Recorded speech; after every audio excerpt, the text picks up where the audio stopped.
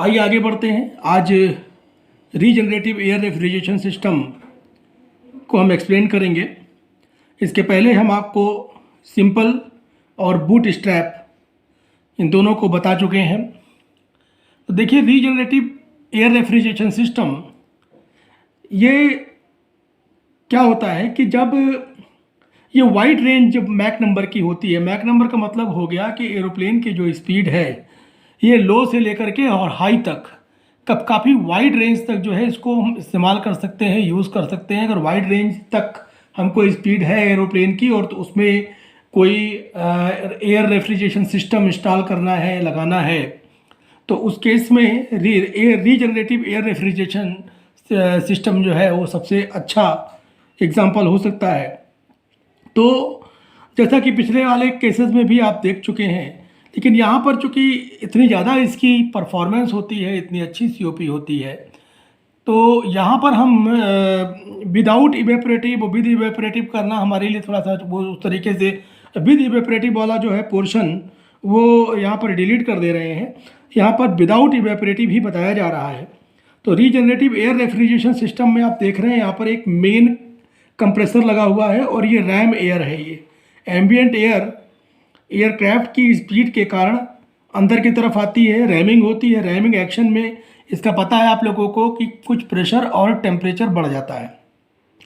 तो प्रेशर और टेम्परेचर बढ़ जाने के कारण उसके बाद क्या होता है, जो ये रैम्ड एयर होती है इसका एक पार्ट यहाँ से ब्लेड ऑफ होता है।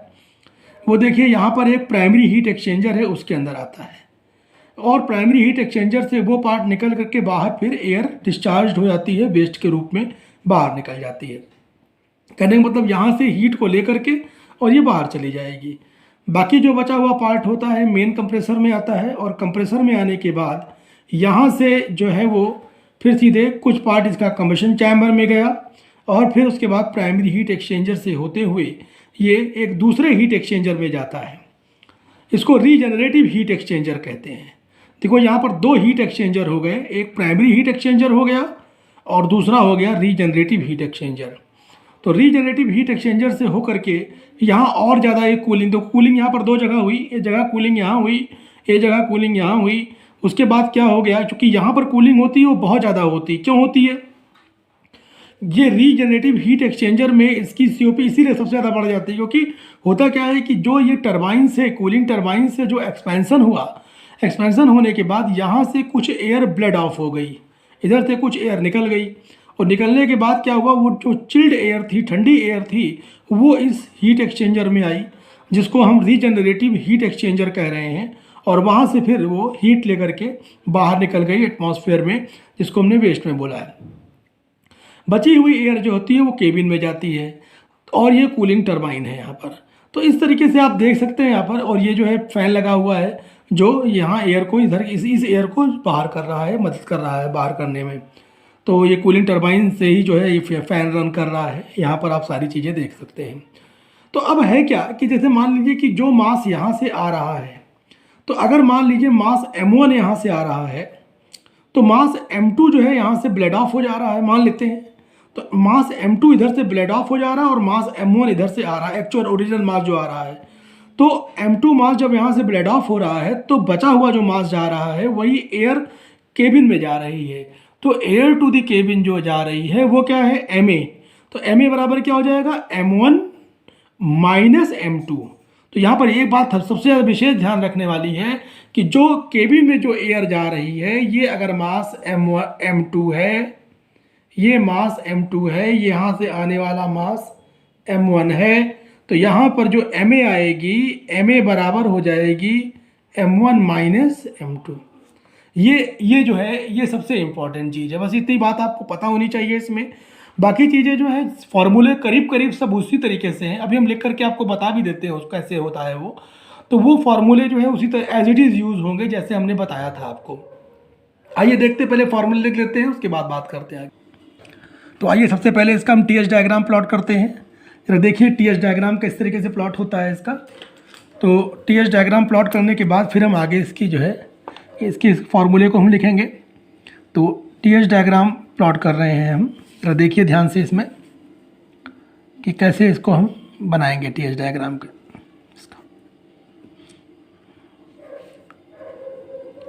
ये टेम्परेचर और यहाँ पर ये एंट्रोपी।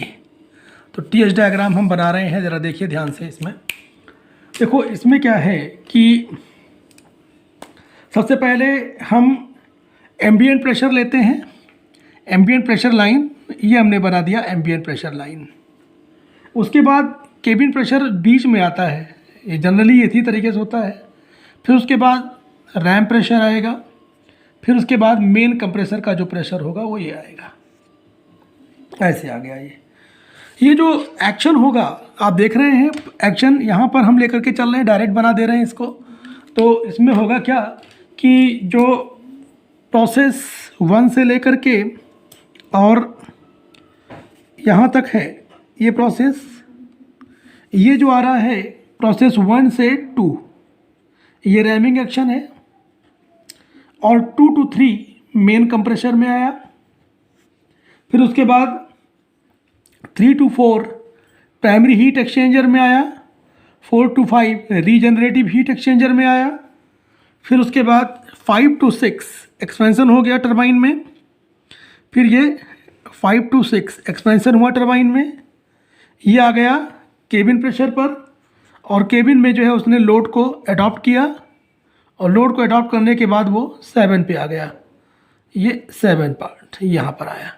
तो इस तरीके से ये आप देख रहे हैं कि ये प्राइमरी हीट एक्सचेंजर में था, ये रीजनरेटिव हीट एक्सचेंजर में है, ये प्राइमरी हीट एक्सचेंजर में था, आप देख रहे हैं। इस तरीके से ये यहाँ पर पूरी ये साइकिल इस तरीके से बनती है। फिर उसके बाद एयर एटमॉस्फेयर में छोड़ दी जाती है। तो ये क्या है, ये रैम प्रेशर है, ये आप देख रहे हैं, ये रैम प्रेशर है, ये केबिन प्रेशर है, ये एटमॉस्फेरिक प्रेशर है, ये एटमॉस्फेरिक प्रेशर है। और इस तरीके से आपने देखा कि, और ये कूलिंग टरबाइन में एक्सपेंशन हो रहा है, ये मेन कंप्रेसर है। तो आपने देखा कि जो ये मेन कंप्रेसर है वो ये है। फिर उसके बाद कूलिंग टरबाइन में जो एक्सपेंशन हो रहा है वो ये है। और अब हम इसके कुछ फार्मूले आपको लिख करके दिखाते हैं, जो मेन फार्मूले हैं। पहला, अगर हमने माना कि क्यू टन क्या है, इसका रेफ्रिजरेशन लोड है, तो अगर इस पर क्यू टन क्या है, रेफ्रिजरेशन लोड, तो if Q ton of refrigeration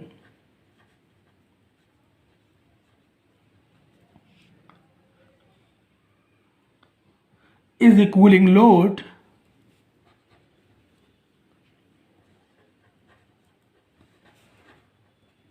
अगर ये कूलिंग लोड है तो उस केस में आपको पता ही था, इसका पिछला फार्मूला हम कई बार बना चुके हैं। तो उसके बाद उस केस में आ जाएगा the quantity of air, quantity of air required for refrigeration, required for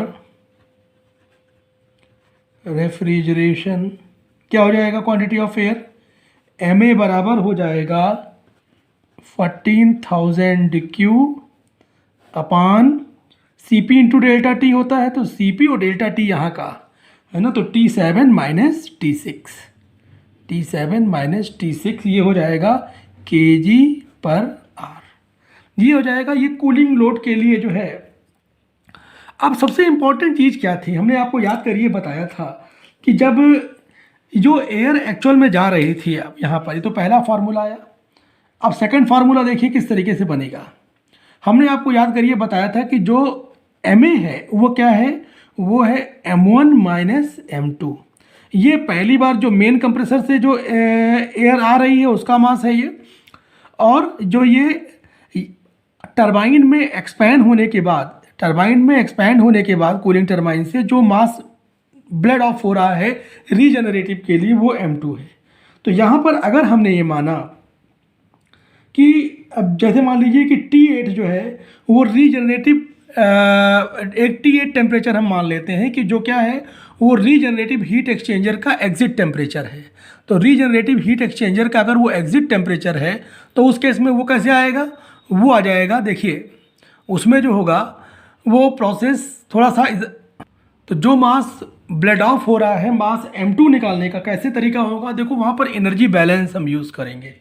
energy balance कैसे यूज़ करेंगे कि m2 Cp और डेल्टा T, हमने माना कि जो रीजनरेटिव टरबाइन है वहाँ से जो सॉरी रीजनरेटिव हीट एक्सचेंजर है वहाँ से जो एयर निकल रही है वो निकल रही है T8 उसका टेम्परेचर है, क्योंकि वो हायर टेम्परेचर पर होगी ही होगी, जो बाहर एटमॉस्फेयर में जा रही है जिसको वेस्ट बोल रहे हैं हम। और ये जो एयर होगी जो इसके अंदर जा रही है, एंटर कर रही है, वो यहाँ से एंटर कर रही है, क्योंकि T6 आफ्टर एक्सपेंशन आ रही तो वो T6। तो ये heat gained by air inside the regenerative heat exchanger, हम ऐसे बोल सकते हैं।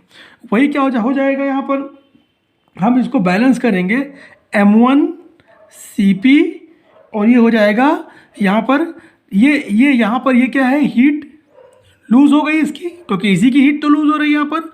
तो उस केस में हो जाएगा ये T4 माइनस T5, यहाँ से आया ये, है ना। तो अब यहाँ पर हम इससे जो ब्लेड ऑफ मास है, मतलब क्या हो गया कि mass of cold air bled off from the cooling turbine. तो यहाँ पर आप लिख लीजिए mass of cold air bled off from cooling turbine. तो यहाँ से आपका जो फार्मूला बना वो क्या बन गया, वो फार्मूला बना M2 is equal to, formula बन जाएगा M2 is equal to T4 minus T5, CP cut जाएगा, अपान T8 माइनस T6 इतने टाइम्स M1। ये इम्पॉर्टेंट है, आप ये ध्यान रखिएगा। सबसे इम्पॉर्टेंट चीज़ इसके अंदर यही है, जो न्यूमेरिकल्स भी आते हैं ना वो इस पर इम्पॉर्टेंट, इसी की वजह से इम्पॉर्टेंट बन जाता है वो न्यूमेरिकल। तो और ये टॉपिक भी इसीलिए इम्पॉर्टेंट है। अगला पॉइंट भी हम बता देते हैं इसमें, देखिए ध्यान से, power required for refrigeration system. अगली बार जो आ रही है, power required for refrigeration system. तो पावर तो हमेशा कंप्रेसर वर्क के थ्रू ही निकलती है, यहाँ पर भी मेन कंप्रेसर का ही वर्क लेंगे। फार्मूला वही पुराना वाला जैसे हम पहले बताते चले हैं, इसमें कहीं कोई परिवर्तन नहीं होना है। तो P बराबर क्या हो जाएगा, M1 Cp, ये हो जाएगा T3 माइनस T2 जो कंप्रेसर वर्क था, ये अपान 3600, ये आ जाएगा किलो वाट में। ये फार्मूला इसका बन गया। आगे बढ़ते हैं, कोफिशिएंट ऑफ परफॉर्मेंस, सबसे मेन फार्मूला COP निकालना। तो COP ऑफ दिस सिस्टम, इस सिस्टम की COP कैसे निकलेगी, उसका फार्मूला डायरेक्ट आप पहले से भी करते चले आए, वही फार्मूला होगा, कहीं कोई परिवर्तन नहीं है इसमें, नो चेंज। ये क्या हो जाएगा 14,000 Q अपान 3600 P।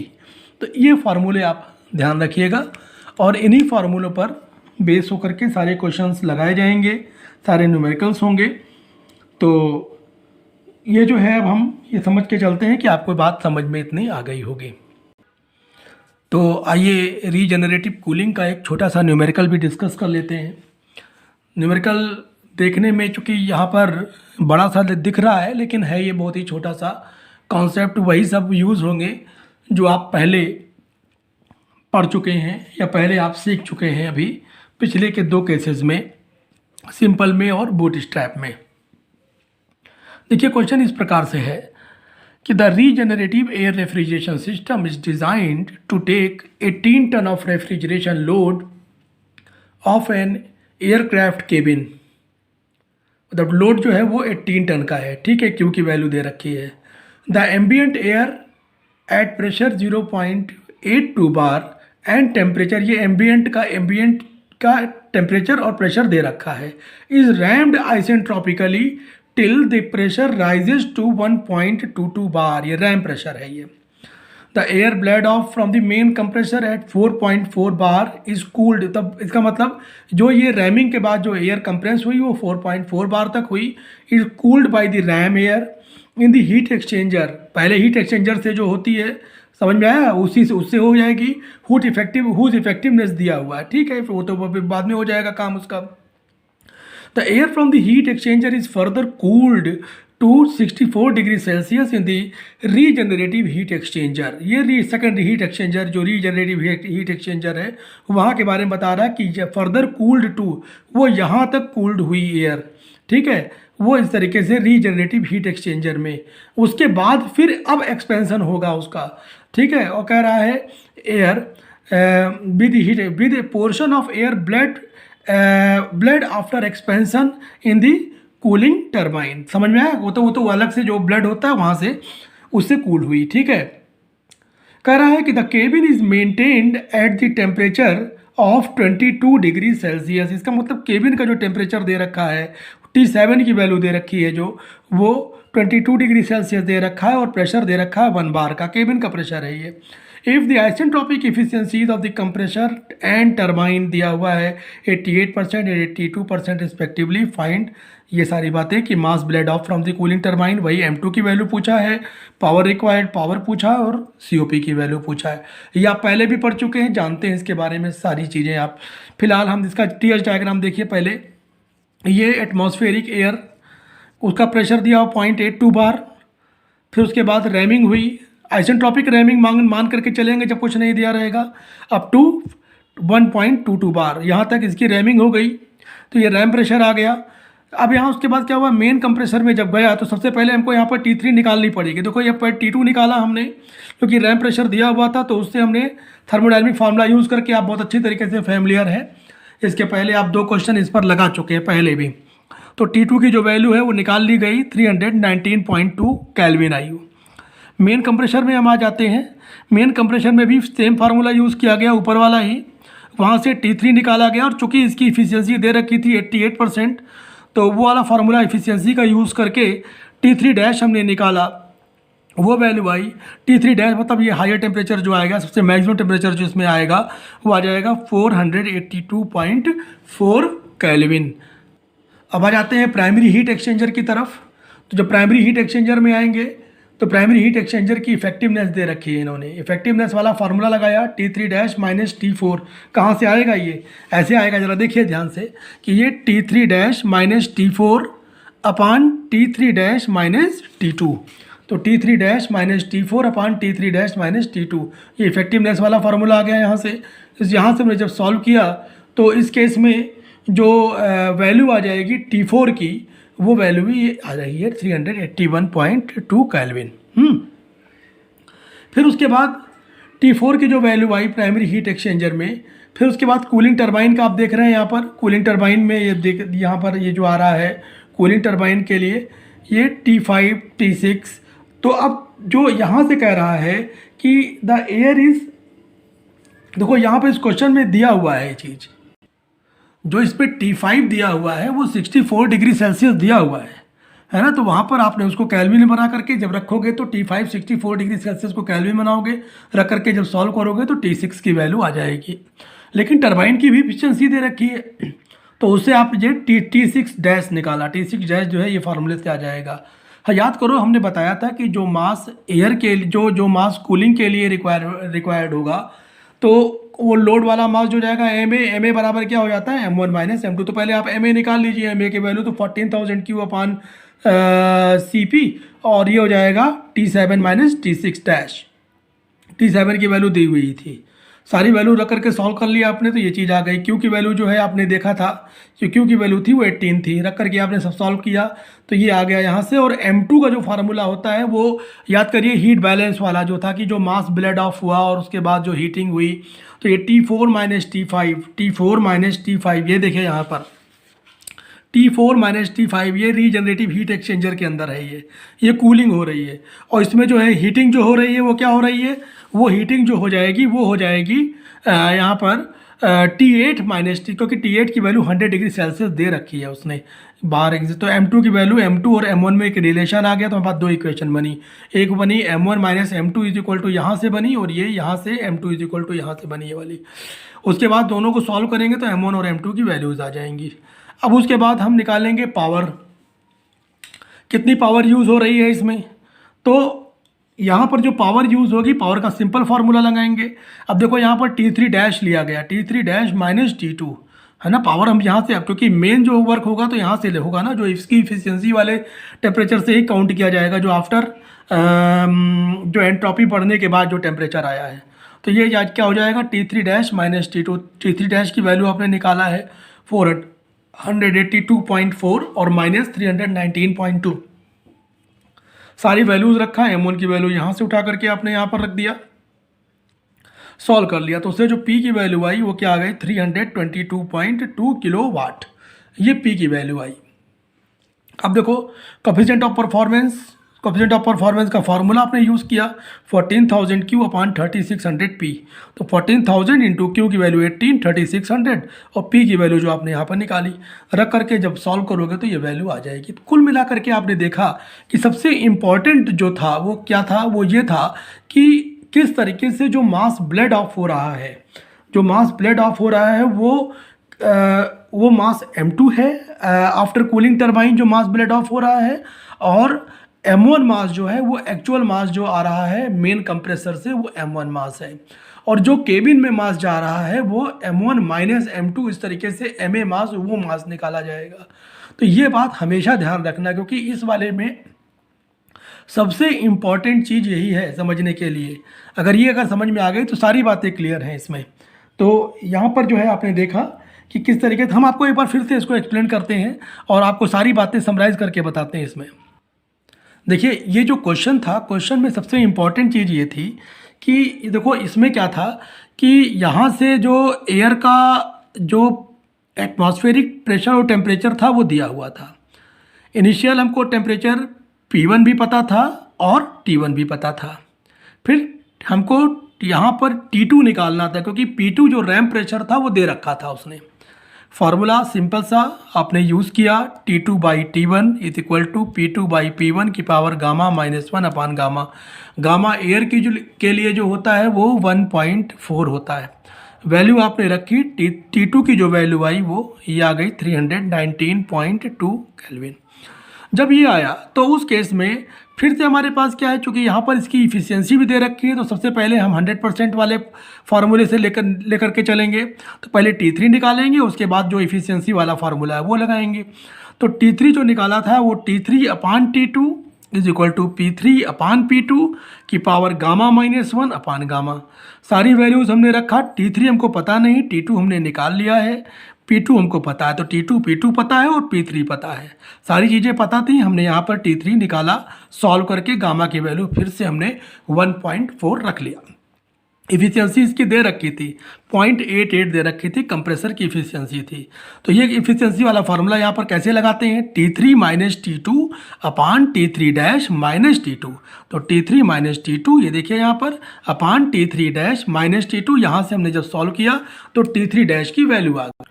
टेम्परेचर यहाँ का आ जाने के बाद, कहने का मतलब यहाँ का टेम्परेचर T3 डैश आ जाने के बाद अब क्या हुआ कि अब वो पहुँचा प्राइमरी हीट एक्सचेंजर में, जिसकी इफेक्टिवनेस दे रखी थी उन्होंने। तो इफेक्टिवनेस दे रखी थी, तो उस केस में इफेक्टिवनेस वाला फार्मूला लगेगा। अब इफेक्टिवनेस वाला फार्मूला कैसे लगेगा आपको पता ही है यहाँ पर कि जो ये यहाँ पर आप देख रहे हैं इफेक्टिवनेस में T3 dash minus T4, T3 dash minus T4 ये वाला अपान T3 डैश माइनस T2, ये फार्मूला होता है इफेक्टिवनेस के लिए। तो इफेक्टिवनेस की वैल्यू थी वो हमने रख दिया। सारी चीज़ें हमको पता थी। T3 डैश हम निकाल चुके थे, T2 भी हम निकाल चुके थे और T4 हमको निकालना था। सारी वैल्यूज़ रख करके हमने सिंपली कैलकुलेटर से सॉल्व किया और ये वैल्यू आ गई। यहाँ पर लिखा हुआ है कि जो रीजनरेटिव, ये देखिए यहाँ पर ये क्वेश्चन मेरा ध्यान से पढ़ो, लिखा हुआ था air from the heat exchanger is further cooled to 64 degree Celsius in the regenerative heat exchanger with a portion of the air bled after expansion in the cooling turbine. तो कहने मतलब यहाँ पर कह रहा है, यहाँ से फिर ये यहाँ पर ये जो आया ये कह रहा है कि जब ये ठंडा किया गया तो कहाँ तक ये जो है T5 की वैल्यू दे रखा है डिग्री सेल्सियस में, तो जो T5 की वैल्यू डिग्री सेल्सियस में दे रखा है तो इसको केल्विन में बनाना पड़ेगा। तो केल्विन में बना करके हम यहाँ से यहाँ के लिए जो है फार्मूला फिर से थर्मोडायनेमिक फार्मूला लगाएंगे और T6 निकालेंगे। वही चीज़ यहाँ किया गया, T5 upon T6 is equal to P5। P5 बराबर वही चीज़ है, P5 बराबर P3 बराबर P4, सारे सब वही सब, क्योंकि सब उसी प्रेशर पर ही है। और यहाँ से P6, ये चीज़ P6, ये सारी वैल्यूज़ रखा हमने, रख करके और T6 की वैल्यू निकाल लिया। यहाँ पर जो दिया हुआ है ये चीज़, इसकी इफ़िशियंसी के बारे में दे रखा है कि इफ़िशियंसी जो है टरबाइन की, जो कूलिंग टरबाइन है उसकी इफ़िशियंसी कितनी है, 0.82 दे रखा है इन्होंने। तो 0.82 बराबर क्या हो जाएगा, T5 माइनस T6 डैश अपान T5 माइनस T6। तो ये टरबाइन की इफ़िशियंसी वाला फार्मूला लगाया। लगाने के बाद सारी वैल्यूज़ हमको पता है, T5 दे रखा है, T6 निकाल लिया है, और T5 भी यहाँ पर हमारे पास सारी चीज़ें हैं। T6 यहाँ निकाला है, ये देखिए ऊपर रखा है, यहाँ से T6 डैश निकाल लिया। अब हम आगे बढ़ते हैं। अब हमको ये पता है कि जो मास, जो कूलिंग के लिए रिक्वायरमेंट, क्योंकि कूलिंग लोड में जो है जो मास जा रहा है एक्चुअल, उसी से तो कूलिंग लोड यहाँ पर बियर होगा। तो मास ma जो हो जाएगा वो तो मास जो देखो, एक जो एयर आ रही थी मेन कंप्रेसर से m1 मास की आ रही थी, ये आफ्टर टरबाइन में जो एक्सपेंशन के बाद ब्लेड ऑफ एयर हुई वो एम्प्टी हुई, तो बची हुई एयर ही तो केबिन में जाएगी ठंडा करने के लिए, तो कूलिंग लोड तो कुछ वही बियर करेगी। तो वो ma बराबर क्या हो जाएगा, 14,000 क्यू अपान Cp into T7 minus T6 dash. जरा ध्यान से देख लो फिगर फिर से, T7 माइनस T6 डैश, ये यहाँ से यहाँ तक ये हो रहा है कूलिंग लोड। तो यहाँ से आ जाएगा, ये जो वैल्यू सॉल्व करेंगे, क्योंकि T7 हमको पता है, T6 डैश भी हमने निकाल लिया है ऊपर, Q की वैल्यू पता, Cp की वैल्यू 1 होती, सारी वैल्यू रख करके हमने निकाला, तो Ma की वैल्यू हमारे पास ये आ गई। सिमिलरली अगर हम एनर्जी बैलेंस वाला फार्मूला लगाते हैं, एनर्जी बैलेंस वाला फार्मूला हमने आपको बताया था कि किस तरीके से यूज़ किया जाता है। एनर्जी बैलेंस वाला फार्मूला वो आपको नहीं याद हो तो ज़रा देख लीजिए किस तरीके से यूज़ किया जाता है। वो फार्मूला देखो यहाँ पर था, ये तो था, देखिए यहाँ पर M2Cp T8 माइनस T6, यहाँ तो T6 डैश हो जाएगा, बाकी चीज़ें सब उसी तरीके से रहेंगी। तो M2 की जो वैल्यू होगी वो यहाँ पर फार्मूले से आ जाएगी। तो ये जो फार्मूला आया, M2 बराबर M1 T4 माइनस T5 अपान T8 की वैल्यू 100 डिग्री सेल्सियस दे रखी है। देखो दिखाते हैं, ये देखो यहाँ पर क्या रखा है कि एज्यूम दैट, ये देखो यहाँ पर ये रखा हुआ, लिखा हुआ, assume that the temperature of air coming out of regenerative heat exchanger is 100 degree Celsius. तो अब ये 273 से इस पर जोड़ दो तो 373 केल्विन हो जाएगा। केल्विन में बना लिया, तो अब उसके बाद सारी जो T8 की वैल्यू 373, T6 डैश की वैल्यू 241.6, बाकी T4 T5 ये सब पता है आपको, आपने रखा, M2 की वैल्यू निकल आई। M2 बराबर इतने M1 के टर्म में निकली। अब ये वैल्यू जब M1 के टर्म में निकली तो यहाँ से दो इक्वेशन हमारे पास बनी, M1 minus M2 is equal to 4719.1, M2 की वैल्यू 0.336 M1, और यहाँ से सॉल्व कर लिया दोनों को, मिल जाएगा M1 की वैल्यू ये और M2 की वैल्यू ये। पावर का जो फार्मूला होता है, सिंपल फार्मूला पावर का, ये आपको पता है बहुत पहले से। पावर के फार्मूले में हमने रखा तो M1 Cp T3 dash minus T2 अपान 3600 आ जाएगा। M1 की वैल्यू रख लो यहाँ से, Cp की वैल्यू 1, T3 डैश की वैल्यू जो है हमने निकाला है पहले सॉल्व करके, तो वो T3 डैश की वैल्यू जो हो जाएगी वो हो जाएगी 482.2 माइनस 319, T2 की जो वैल्यू 319.2 अपान 3600। सॉल्व किया तो हमारे पास जो P की वैल्यू आ गई, पावर रिक्वायर्ड जो आया वो आ गया 322.2 किलोवाट, ये पावर आ गई। इसी तरीके से COP आपको निकालना है, कोएफिशिएंट ऑफ परफॉर्मेंस, तो COP की जो वैल्यू आ जाएगी वो 14,000 Q अपान 3600 P। ये डायरेक्ट फॉर्मूला आप यूज़ करिए, Q की वैल्यू जो है वो दे रखी है इन्होंने, 18 टन ऑफ रेफ्रिजरेशन लिखा हुआ है, लोड है ये 14,000 और बाकी सब 3600। P की जो वैल्यू है वो आपने जो लिखी यहाँ पर, ये किलोवाट वाली वैल्यू लिखेंगे यहाँ पर, ये देखिए आप किलोवाट वाली वैल्यू लिख रहे हैं। देखो यूनिट का वो विशेष ध्यान रखना है यहाँ पर। देखो यहाँ पर जो मास लिया गया है वो आपने kg पर आवर में लिया है, देखो ये kg पर आवर में, तो इसको पर सेकेंड में बनाने के लिए तो 3600 से डिवाइड किया गया, तो ये जो अब जो आप पावर आएगी वो किलोवाट में आ जाएगी, है ना। तो यहाँ पर इस तरीके से ध्यान रखना, क्योंकि मास फ्लो रेट है ये। और ये जो है ये तो पावर उसी तरीके से एज इट इज़ है ही है, तो वैल्यू रखोगे तो अपने आप यहाँ पर आ जाएगी 14,000 और क्यू की वैल्यू 18, 3600 और पी की वैल्यू क्या हो जाएगी 3600। यहाँ पर सॉल्व करोगे तो क्या आ जाएगा, COP की वैल्यू आ जाएगी 0.217। तो इस तरीके से आपने देखा कि कैसे इसके क्वेश्चन सॉल्व किए जाते हैं। मेन इंपॉर्टेंट जो चीज़ थी वो समझने वाली यही थी। यहाँ का जो पोर्शन है अगर ये समझ में आ गया तो सारे क्वेश्चन उसी तरीके से लग जाएगा जैसे पहले आप लगाते आए हैं। पिछली हमने 2 साइकिल्स में आपको या 2 सिस्टम्स में जो सिंपल था और बूट स्ट्रैप था उसमें हमने आपको बताया था। तरीका सारा वही है, इफ़ेक्टिवनेस और इफ़िशियंसी इसका विशेष ध्यान रखना है, किस तरीके से फार्मूले यूज़ किए जाते हैं, टेम्परेचर डिफरेंस किस तरीके से यूज़ किया जाता है, रेशियो कैसे यूज़ किया जाता है, इन सारी चीज़ों को आपको विशेष ध्यान रखना पड़ेगा।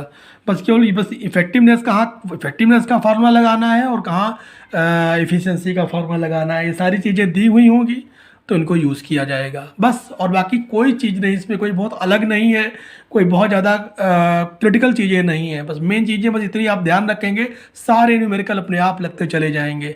आप देखिएगा और ट्राई करिएगा सारे न्यूमेरिकल्स लगाने की। अब हम अगले नेक्स्ट टर्न पर आपको रिड्यूस्ड एम्बिएंट बताएंगे। आज यहीं तक रखते हैं। Thank you.